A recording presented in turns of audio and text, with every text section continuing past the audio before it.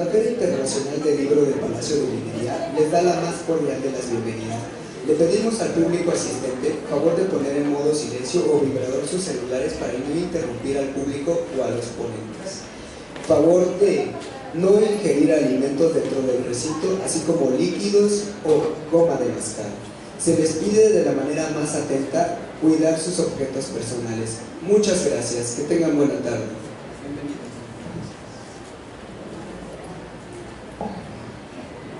Buenas tardes. Editorial Ítaca les agradece su presencia a la presentación del libro que vamos a comentar hoy, Economía Política de la Devastación Ambiental y Conflictos Socioambientales en México. Para este evento nos acompañan, en primer lugar, la antropóloga María Lorena Pérez Ruiz, del Instituto Nacional de Antropología, el doctor Efraín León Hernández, geógrafo de la Facultad de Filosofía de la UNAM, y los autores, el doctor Andrés Barrera y el maestro y especialista en Derecho Constitucional, Raimundo Espinosa. Vamos a comenzar con los comentaristas. Comenzará la antropóloga. La antropóloga y el doctor Efraín León tomarán la palabra en primer lugar. Bueno, buenas tardes, gracias por invitarme a presentar este libro que debo de anticipar que es muy difícil de reseñar porque tiene una enorme cantidad de información, pero voy a hacer, es que está muy alto. Bueno,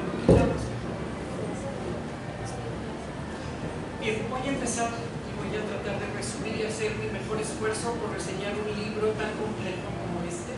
por la cantidad de información que tiene. Este libro, de 384 páginas, desde su título anuncia un análisis que da cuenta del sistema capitalista contemporáneo y de la crisis ambiental planetaria que nos afecta. Presenta un enfoque global que muestra los conflictos sociales medioambientales en México y que culmina con un enfoque local que expresa lo anterior en casos particulares. 3 niveles de análisis que se enlazan y se apoyan en una lógica de exposición complementaria, lo cual hace que este libro tenga una riqueza peculiar sustentada en un punto de vista analítico compartido, en la cantidad abrumadora de datos que aporta y en la gravedad y veracidad de lo que se denuncia, lo que lo hace ser una obra de consulta obligada, al mismo tiempo que lo vuelve difícil de reseñar, ya que cada ensayo ameritaría una exposición puntual para resaltar lo importante o lo problemático que nos resulta en algunos aspectos. El primer capítulo, de Andrés Barrera Marín, analiza la crisis civilizatoria agudizada por las políticas neoliberales llevadas a cabo desde el siglo XX, con las que el capital pretende neutralizar sus propias contradicciones que se expresan en relaciones dinámicas y fuerzas productivas destructivas, una sobreacumulación de dinámicas decadentes que para el autor conducen a la destrucción ambiental y a un mercado mundial capitalista que subordina la totalidad del proceso de reproducción social en cada territorio del mundo. De modo que el capital controla a todos los habitantes, a todos los trabajadores y a toda la naturaleza, haciendo peligrar la reproducción y el desarrollo de la sociedad humana y de la vida biológica del planeta. Sobre la base de una gran cantidad de bibliografía y datos realmente escalofriantes, se nos muestra cómo, en aras de explotar el plusvalor, de acumular capital de forma continua, de perpetuarse ilimitadamente como sistema económico, así como para contrarrestar la caída tendencial de la tasa de ganancia, el capital, los capitalistas, obtienen ganancias extraordinarias por diversas vías, lo que los ha llevado a sacrificar a los trabajadores, el medio ambiente y al conjunto social a escala planetaria, generando una decadencia que el autor analiza dramáticamente a través de 14 tecnologías destructivas causantes de la devastación ambiental y que no voy a reseñar porque ya me dijeron que tengo menos tiempo de lo previsto. El segundo texto, de Raúl García Barrios y Rita Serra, explica lo que significa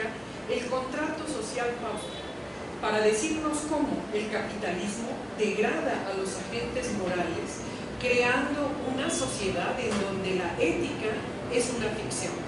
Se trata de un mecanismo fundamental que hace parecer que los acuerdos son voluntarios y justos, ocultando la erosión del carácter moral de los que están en el poder. Este tipo de contratos sucede cuando se desea obtener bienes ajenos y para alcanzarlos, los de una parte ceden a favor de la otra ciertas cualidades sustantivas de su persona o de los bienes primordiales asociados a él. La sociedad que resulta legitima una forma de jerarquía pura. El tercer capítulo, a cargo de Raimundo Espinosa, Octavio Rosas, Angélica Maza, Omar González y Guadalupe Andrade, expone los vínculos orgánicos que enlazan la actividad económica y la regulación jurídica con los impactos ambientales y la conflictividad social. Se presentan también los casos que fueron trabajados para presentarse en el Tribunal Permanente de los Pueblos, particularmente en la audiencia temática Devastación Ambiental y Derechos de los Pueblos.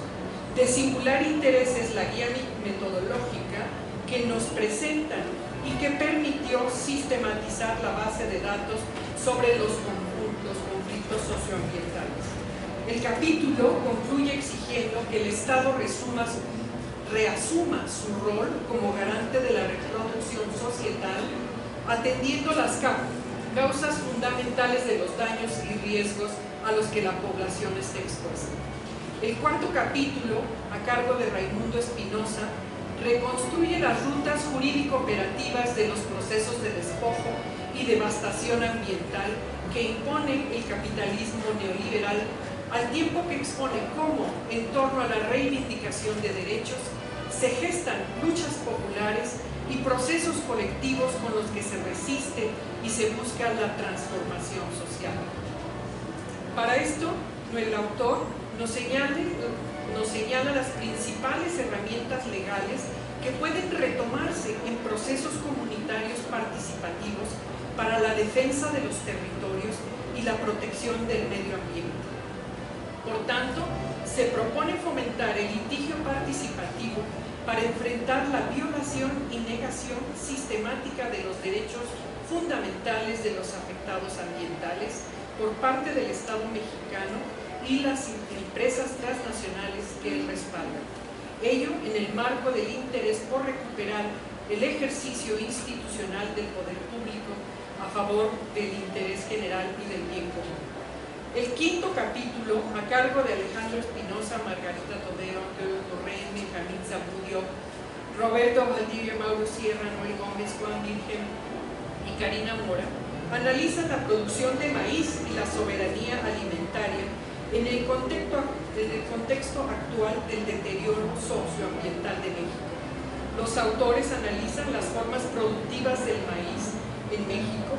Se presentan diversos aspectos de la crisis de producción del maíz y se revisan los argumentos en torno a las implicaciones derivadas del uso de transgénicos. Los autores proponen que la labor de los profesionistas y científicos mexicanos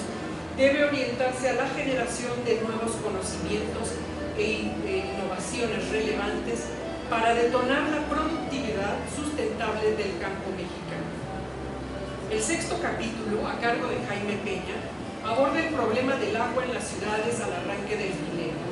El autor se centra en analizar el proyecto de la Ley General de Aguas, que al discurrirse en diversos ámbitos ha generado gran animadversión, principalmente entre sectores académicos, agricultores y habitantes de las ciudades. Se evalúa la situación de varias ciudades, pero sobre todo se analizan los considerandos de la ley, del proyecto de ley y las condiciones sociales adversas al mismo, así como el uso del agua contaminada para la producción agrícola y el manejo de las aguas superficiales y subterráneas en los términos que plantea la propuesta legislativa. Y finalmente, el séptimo capítulo, a cargo de Camila Ochoa Chi, presenta el problema de la basura en el estado de Morelos. Ubica tres causas principales de este grave problema donde además abundan los basureros clandestinos, los derechos provenientes de las industrias morelenses, el reciente consumo de mercancías empaquetadas y la importación clandestina de desechos tóxicos de otras entidades federativas. Con ello se confirma el caos administrativo y ambiental en que se encuentra el Estado de Morelos. A riesgo de incurrir en errores, considero que este libro, sobre todo el capítulo inicial, que remarca y de alguna manera enmarca el conjunto de los textos, tiene varios supuestos. La convicción de que el capitalismo actual tiene un rumbo decadente y suicida, por las tendencias autodestructivas que orientan su fase actual. La modernidad como un horizonte de futuro que podría tan solo dejar de ser capitalista sin dejar de ser modernidad, y el imparable desarrollo de las fuerzas productivas como motor social que podría girar para superar la fase deformada, la barbarie capitalista actual, para poder autorreformarse y modular así sus peores tendencias destructivas. Supuestos estos últimos que desde mi punto de vista arrinconan al autor dentro de una posición desde la cual es casi imposible imaginarse un futuro distinto, ya que el matrimonio entre modernidad y desarrollo de las fuerzas productivas en su evolución dentro de un destino obligado que los conjunta, parecen ocupar todo el imaginario sobre el futuro, sin dejar espacios disponibles para soñar con otros horizontes civilizatorios. Aquí la pregunta es si la modernidad como modelo civilizatorio, aunque no sea capitalista, es el único escenario posible de futuro, y si para el desarrollo de las fuerzas productivas existe un solo camino de evolución, el que impulsa a la ciencia y la tecnología, gestados precisamente desde la lógica del capital, y donde el cambio parece descansar fundamentalmente en el proletariado mundial, un actor producto de la lógica del capitalismo e inmerso además en la lógica de la modernidad. Tal vez a los cientos de datos que en este libro documentan la devastación del planeta, valdría la pena agregar otros en un segundo libro que nos muestre la resistencia en todos sus rostros, actores y dimensiones, algo a lo que apuntan ya los casos que se recogieron para ser llevados al Tribunal Permanente de los Pueblos. Y simplemente como un indicio de lo que se podría encontrar, sobresalen los datos sobre la resistencia que realizan los campesinos y productores que se niegan a abandonar sus lógicas de organización y producción local, que como los indígenas defienden sus propias formas de vida no capitalistas, por cierto. Así encontramos que 3/4 partes de la población del mundo llamada pobre, desde los indicadores del bienestar capitalista, viven en áreas rurales y la mayoría de ellos dependen de una agricultura de pequeña escala. De modo que en el mundo existen aproximadamente 470 millones de pequeñas propiedades agrícolas, de las cuales el 85% son menores a 2 hectáreas. Estas propiedades agrícolas a nivel mundial alimentan a una población aproximada de 2.2 mil millones de personas, es decir, a poco más del 30% de los 7.600 millones de habitantes que tiene el planeta, lo que significa que hay una buena parte de la población mundial que vive aún bajo la lógica de la subsunción formal del trabajo al capital, ligada a este solo a través de la circulación de mano de obra y de productos. Y yo me pregunto si no valdría la pena voltear a verlos para aprender de ellos otras lógicas de organización social y de concebir las relaciones entre la naturaleza y la humanidad, y desde esa posibilidad atrevernos a pensar que son posibles otras formas de vida y luchar por ellas.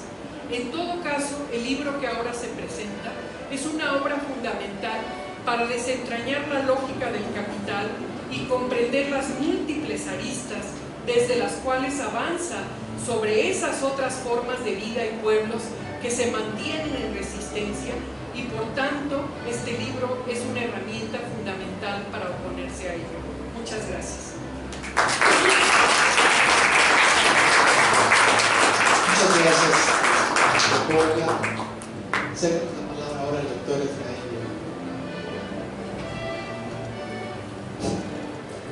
Hola, ¿qué tal? Buenas tardes. Bienvenidos al Palacio de Minería. Es realmente un momento muy importante para la culminación de todas las obras que puede hacer en este recinto. Yo creo que no puede tener un lugar mejor para ser presentado este libro. Agradezco mucho a los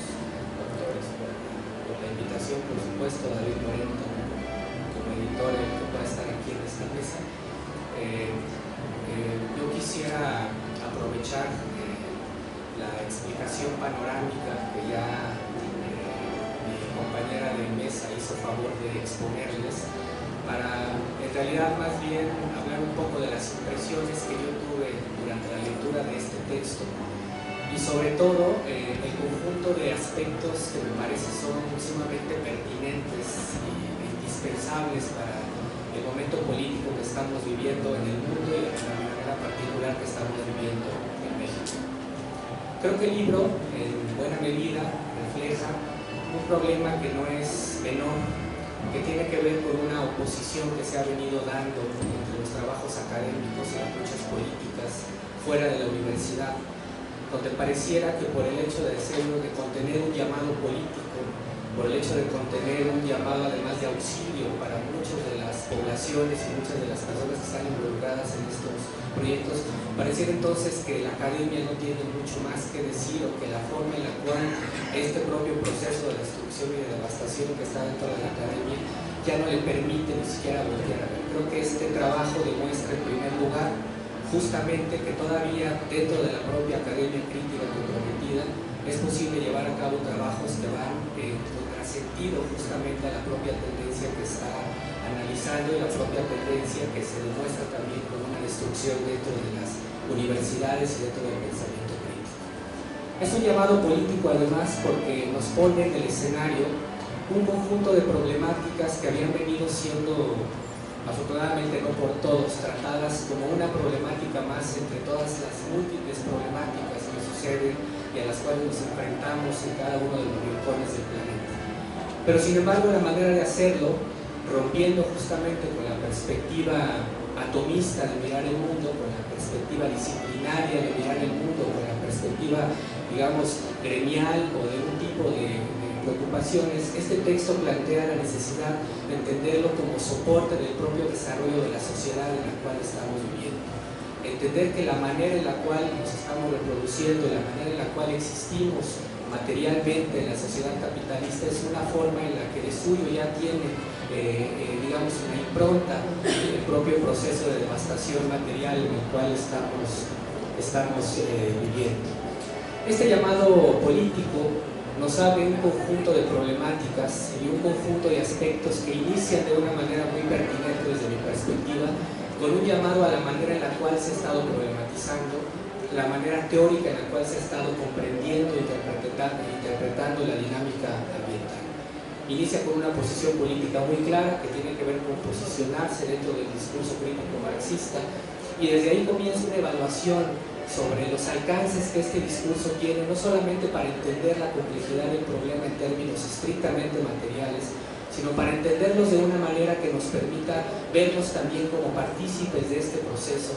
no solamente en términos de subordinación, no solamente en términos, digamos, de pasividad frente a las dinámicas destructivas del propio capital, sino también abriendo horizontes de posibilidad de poder revertir dentro de este terrible campo de fuerzas tan asimétrico y tan desigual en el cual estamos viviendo la mayor parte de la población, la mayor parte de los propios movimientos sociales y de las luchas políticas involucradas en este aspecto. Pero el llamado no va solamente a las organizaciones sociales que ya existen, digamos, de manera activa dentro de este proceso, sino el llamado está también para el conjunto de la población en general, que de una o de otra manera se ha mantenido, digamos, distante de este problema. El texto es muy fuerte, habla de una insensibilidad que de alguna forma genera una complicidad dentro del propio proceso, una insensibilidad que habla de alguna manera hasta con los rasgos, digamos, psicológicos más profundos de no querer enfrentar una realidad negándola, pero que por otro lado deja abiertas puertas muy interesantes para poderlo comprender. Me llama la atención en este texto, por ejemplo, de una manera muy puntual, la manera en la cual expresa el problema de la disputa por el Estado y de la disputa que se ha ejercido digamos, en los últimos años por la hegemonía mundial. Y el problema que esto ha acarreado en términos muy concretos en la manera en la cual la mayor parte de las luchas políticas se han venido involucrando y la manera en la cual el contexto actual, que no solamente es de un neoliberalismo, que no solamente es de una devastación ambiental terrible, sino que lleva además la impronta de una civilización material petrolera, no solamente se convierte en un conjunto de aspectos externos a nosotros mismos que nos determinan y que nos condicionan, sino en el más puro estilo que nombró en alguno de sus textos Henri Lefebvre, se convierte en el campo de batalla en el cual se lleva a cabo la propia lucha ambiental.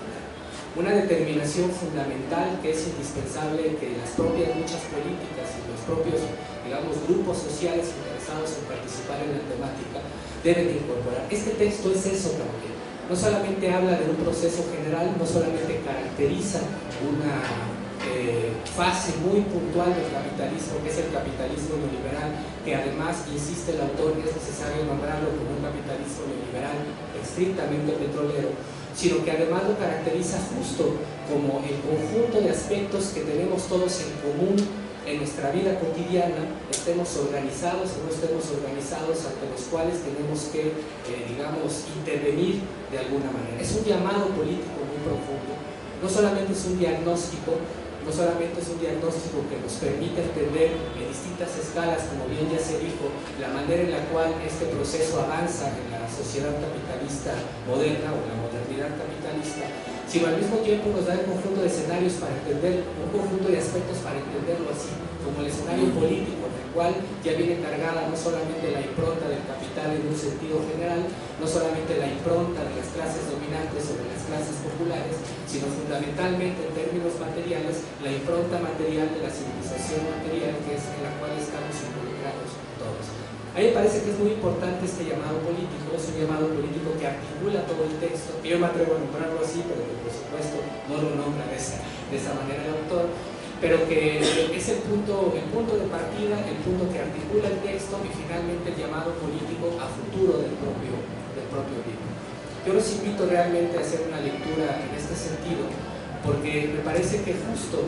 a partir de este juego de escalas con la que analiza el problema, no solamente nos permite entender la vigencia actual del capital y la vigencia actual de América Latina, sino nos permite además entender la especificidad que estamos viviendo en México con el ingreso, digamos, o con el giro que se dio de los progresismos en América Latina del sur hacia el norte y con el recién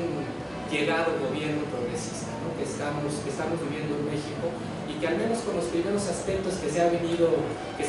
viendo en los primeros meses de este gobierno, se ven con mucha claridad tensiones que se están desarrollando muy a la manera que se desarrollaron en América del Sur. Entender entonces, por ejemplo, el papel del Estado, entender entonces el problema que implica la disputa que se tiene que dar por las instituciones, entender entonces que eso no necesariamente es una oposición que se da en torno a los movimientos sociales, en específico a los movimientos involucrados en la defensa de las condiciones materiales y del avance destructivo del propio capital, me parece que es el llamado más profundo y más inmediato que para México hace sentido este texto. Por supuesto, hay una serie de interrogantes que a mí me parece son fundamentales, pero que implican ya, digamos, interrogantes de índole más amplio y que es finalmente también un momento muy importante que toca este texto. El problema de las luchas políticas y el problema, digamos, del conjunto de resistencias que se han venido dando, en qué medida estas propias condiciones están abriendo la posibilidad de una contraofensiva de las propias clases populares, en qué medida la resistencia nos está llevando a tener una conciencia más amplia, o en qué medida nos tendría que llevar a tener una conciencia más amplia, que no basta solamente con la denuncia y la comprensión del problema, sino que es muy importante también en términos de los propios procesos políticos involucrarnos con mucha claridad en la construcción y la definición de un proyecto alternativo.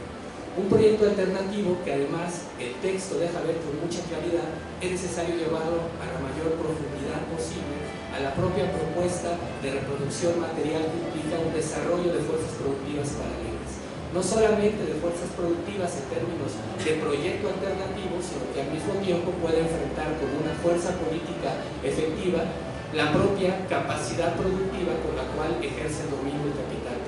Yo creo que este texto abre este conjunto de preguntas, abre esta panorámica, y me parece que es un texto que incluso, me atrevo a preguntarle a los autores, bien podría haber sido dos textos distintos. Un texto que planteara el problema particular de la caracterización de la sociedad moderna actual, el papel que implica el desarrollo de las fuerzas productivas destructivas y lo que esto implica en términos de reto para el futuro, para la construcción de una utopía, y por otro lado el diagnóstico puntual de cómo esto toma concreción histórica para el caso de México y cómo para el caso de México con el gobierno actual este conjunto de elementos se podrían reconfigurar y dirigir con un sentido claro, digamos, político. Bueno, este conjunto, digamos, de apreciaciones me dio la lectura de este texto, me gustó mucho, quiero felicitar a los autores, por supuesto, no solamente a los dos que están aquí, sino al grupo que lo desarrolló, felicitarlos y agradecerles nuevamente.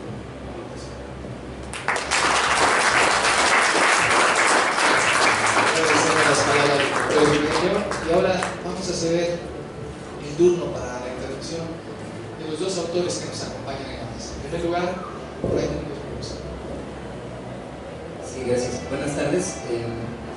Muy rápido, ¿no? Porque no tenemos mucho tiempo.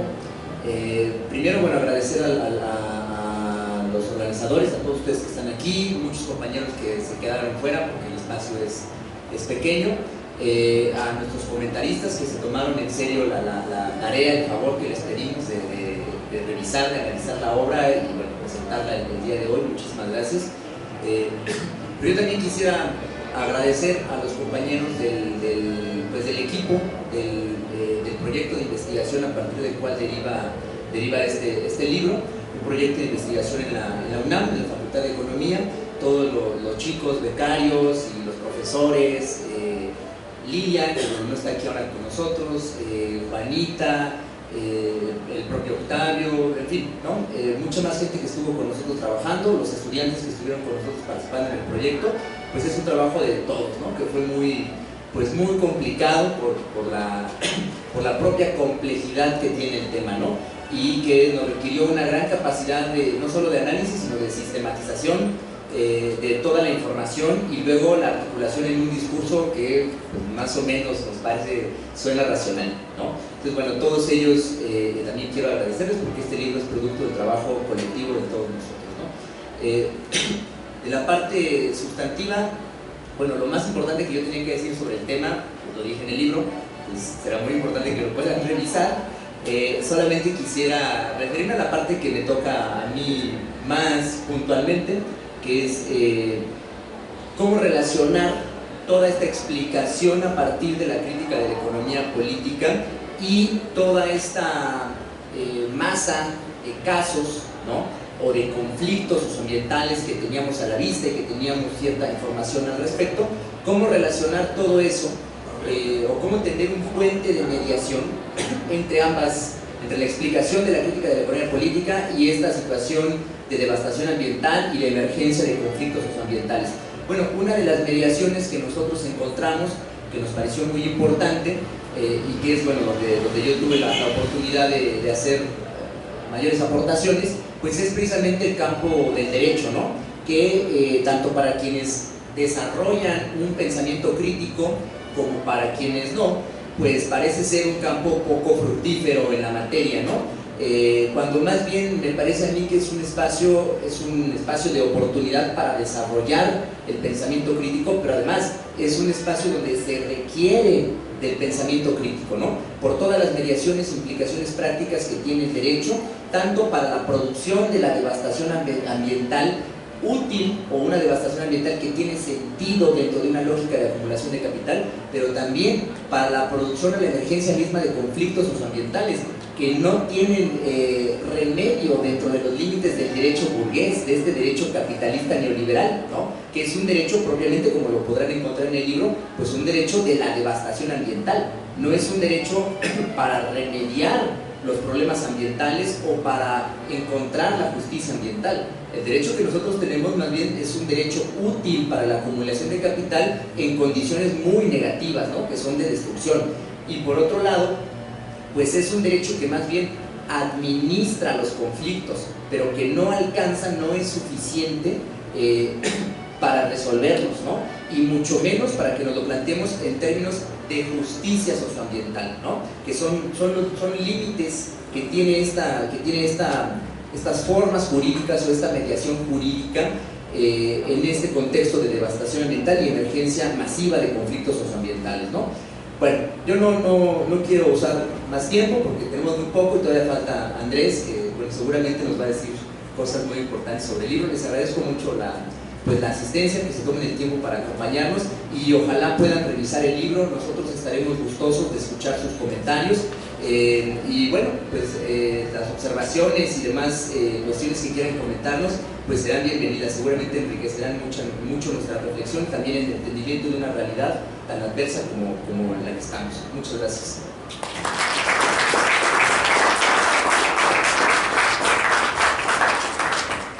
La cosa más importante que les tengo que decir es que lo compren.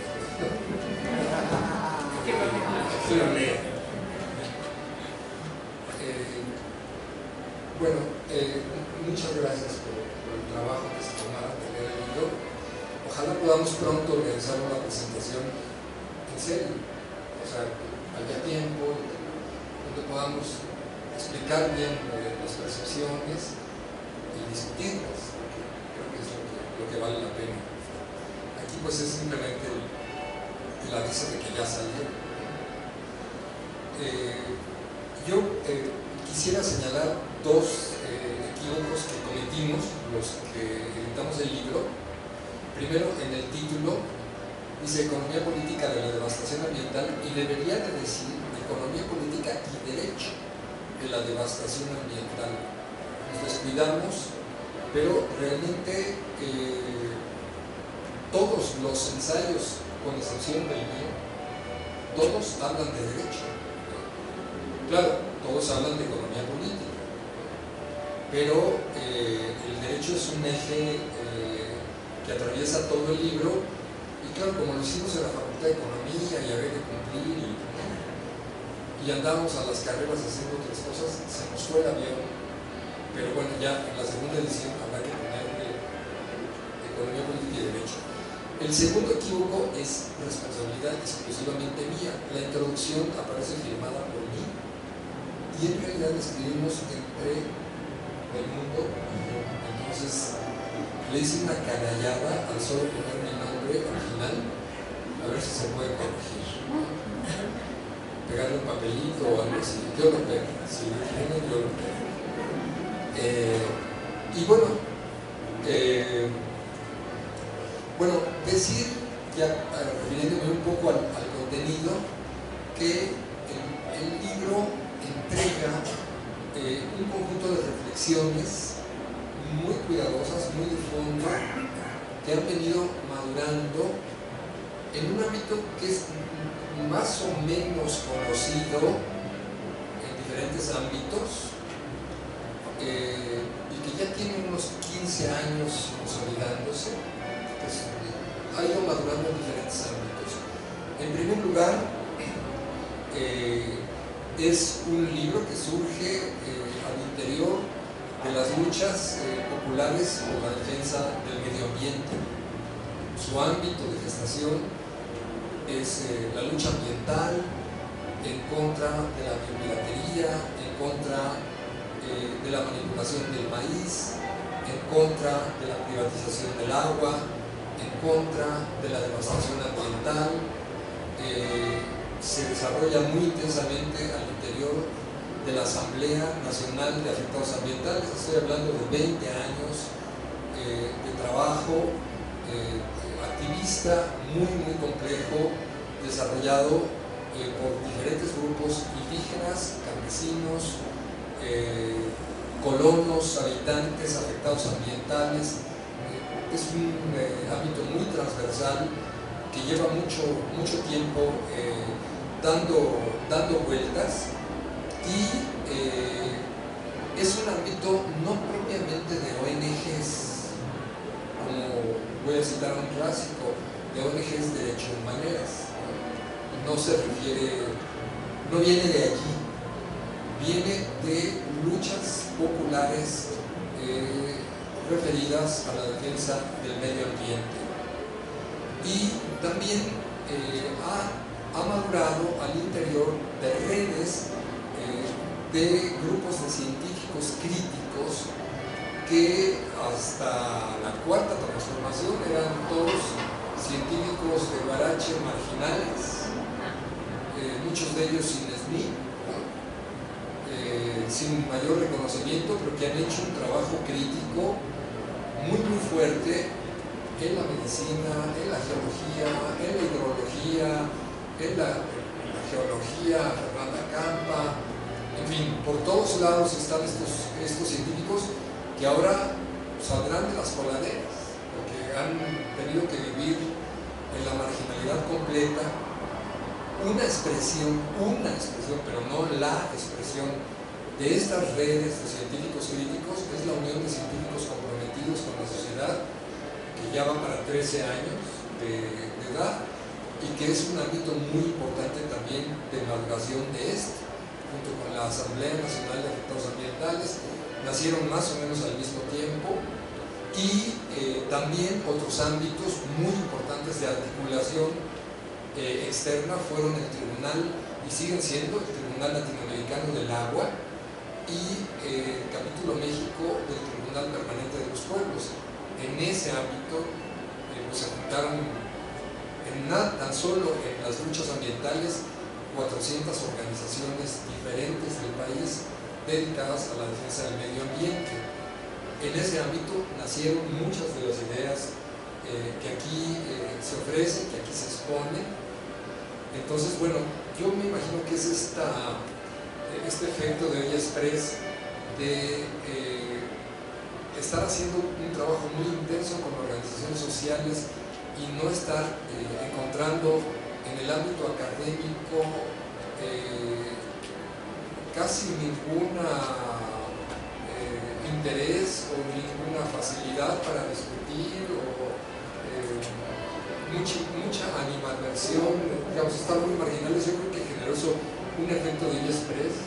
que nos llevó a meter tantas cosas en un pequeño libro, ¿no? Es una conclusión que estoy pensando ahorita a raíz de lo que nos han dicho nuestros comentaristas. También participan compañeros de Chapingo, de la UACM, no solamente de la UNAM, ¿no? Entonces, bueno, pues ya lo tenemos con nosotros. Un eje muy importante que atraviesa el texto y que está presente no en la totalidad de los autores, pero sí en varios de los ensayos, es la idea de que en el capitalismo actual, en el neoliberalismo, el capitalismo persiguiendo, digamos, enfrentando el problema de la caída tendencial de la tasa de ganancia, ha privilegiado de tal manera todo tipo de mecanismos para obtener ganancias extraordinarias que ha desatado una actitud compulsiva que lleva a desviar ideas centrales, tendencias centrales del propio desarrollo capitalista. Una idea es que para compensar la caída de la tasa de ganancia, el propio desarrollo de las fuerzas productivas del cual depende el capitalismo y del cual no puede prescindir, se va desviando, se va torciendo hacia un desarrollo de fuerzas productivas nocivas o fuerzas productivas destructivas, tal como lo ha caracterizado, lo ha señalado Jorge Graza en sus reflexiones sobre la sustitución real del consumo. Pero el texto va más adelante, porque plantea que este propio desarrollo capitalista no solo ha desfigurado la industria y también el sistema financiero al servicio de estas fuerzas destructivas, convirtiendo al propio sistema financiero en una herramienta misma destructora o desviadora, deformadora de fuerzas productivas, sino que en la propia forma Estado, ella se desvía su poder hacia no la atención ni siquiera del interés general del capital, sino solamente del interés particular de un grupo selecto de empresas que nosotros le ponemos el énfasis, son las que están ligadas al lobby petrolero, pero muchas otras también, que son todas las empresas ganonas del Tratado de Libre Comercio, todas las empresas estas a las que el CONACYT le daba miles de millones de pesos alegremente, y que ahora, gracias a que está en la dirección la doctora Elena Álvarez Bulla, nos estamos enterando de cuánto dinero nuestro se les estaba, es decir, a las empresas no solo les regalaban el trabajo mexicano, no solo les regalaban la naturaleza, sino que les han dado directamente miles de millones de pesos a las pobrecitas empresas transnacionales. Esa idea la llamamos desvío de poder a nivel de un espacio nacional y a nivel de una economía mundial, desvío de hegemonía. Eso está presente en todo el texto. Y claro, lo último, sí estamos realizando un libro que retrata un panorama real de la devastación ambiental de México. Este libro no lo consideramos eso. Aquí se tocan algunos casos, 3 casos como casos ejemplares, pero como Tribunal Permanente de los Pueblos, capítulo México, vamos a presentar 2 tomos que ofrecen el panorama general de la devastación ambiental de todo el país, que esperamos terminar este año. Pues gracias por su atención.